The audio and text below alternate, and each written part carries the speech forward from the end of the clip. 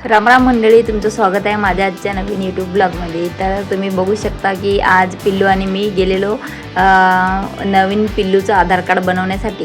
पहिल्यांदा आपण 8व्या महिन्यातच गेलेलो, म्हणजे पिल्लूचं आधार कार्ड बनवण्यासाठी। आता मला काय माहिती नव्हतं की बाबा एवढ्या दिवसांनी बनतं काय नाही बनतं आधार कार्ड।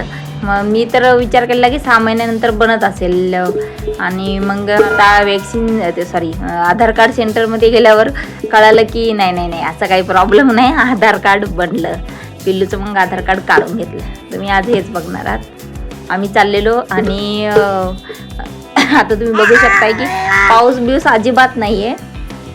छत्री घेऊन गेलेलो आम्ही। छत्री पण एक नकट्या नाकाची छत्री असते ना, तशी होती ती काय बरोबर नव्हती।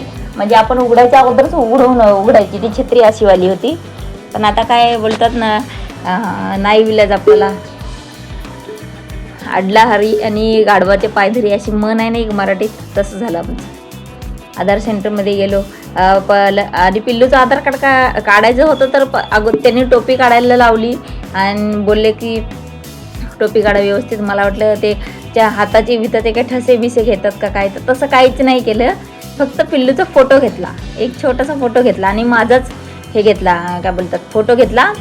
आणि वापस याचे असतात ना आपल्या अंगठ्याचे थंब घेतले।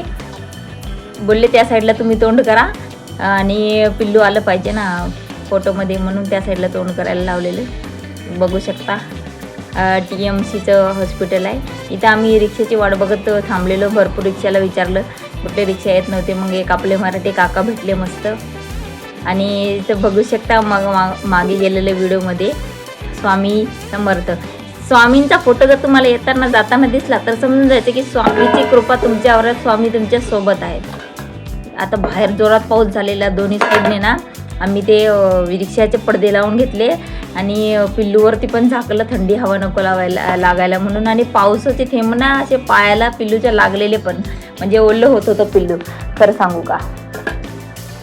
घरी आलो, घरी तसाच पसारा, ह्यांना जायचं होतं, 12 वाजले मला घरी यायला। दीड 2 तासात माझं सगळं काम झालेलं। म्हणलं चहा प्यावा, चहा प्यावा तर बघितलं चहा गेला फुटून। चहा फुटून नाही गे पिल्लू, दूध फुटून गेलं। दूध फुटून गेलं। मग भात फ्राय केला तसाच, हिरवी मिरची होती आपल्याकडं, लसूण कांदा वगैरे टाकून ना मस्त असा पोह्यासारखा बनवला असता हिरवागार भात। पण एवढा वेळ कुठं, आता आपल्याला भूक लागलेली, मग पटकन बनवलं, खाल्लं। पिल्लूचे पप्पा होते, म्हणलं 2 मिनटं ते लक्ष देतील पिल्लूकडे, तोपर्यंत आपण भात फ्राय करून घ्यावा, पिल्लूच्या जवळ बसून खायला येईल नंतर। चला मंडळी, नंतर भेटू पुढच्या ब्लॉगमध्ये। बाय।